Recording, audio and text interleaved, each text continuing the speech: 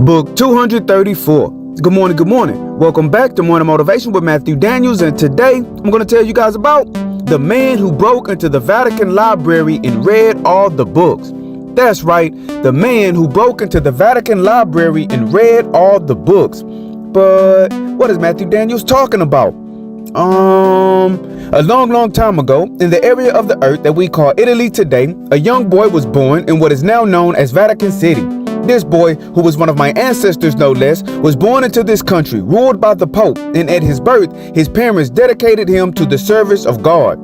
Because of this boy was raised within the Apostolic Palace, and his entire life was spent within the sacred borders of the Vatican. Over time, as he grew up and got older, his experiences gave him an intricate knowledge about the layout of the Vatican, and by the time he turned 16 years old, he had been in many rooms and seen many things that most people did not even know existed. One day, to combat his overwhelming boredom, he decided that he would sneak into the massive Vatican library and read a few books. For the boy, the reading of historical records gave him the most satisfaction in the world, because he absolutely loved to travel to days gone by in his mind. As was his habit, he went through the hidden chambers and passageways he had learned of as a youngster, and he entered the library and searched for a good book. Before long, he had found a section of the library he had never been in before, a section called Forbidden History.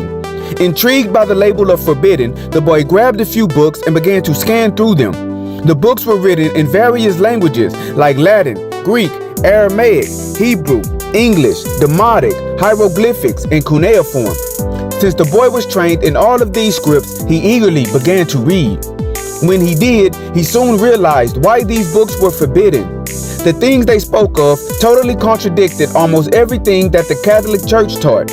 The boy learned that the God of the Bible was not the only God in the heavens, and in fact, many stories in the Bible were stories told by earlier civilizations and attributed to different gods and different people.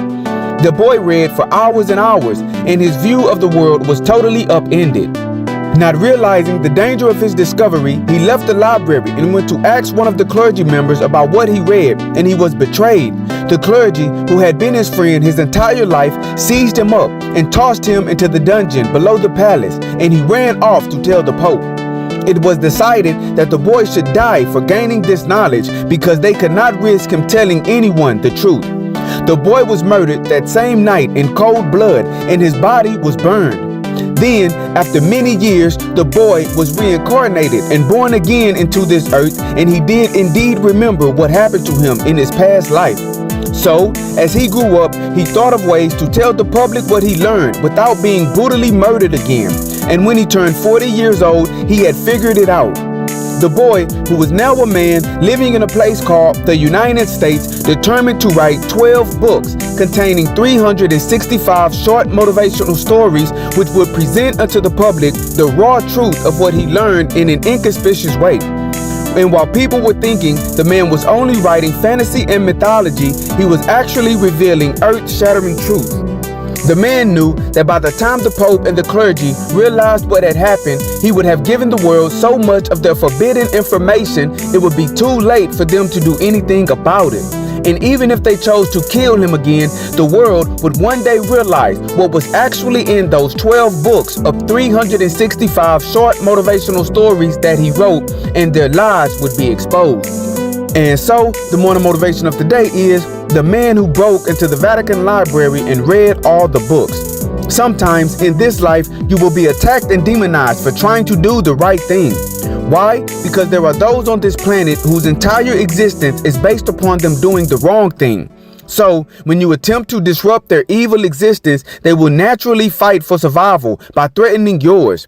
However, you were born into this world to do something of great importance, and even in the face of danger and insurmountable odds, you must persevere and keep pushing.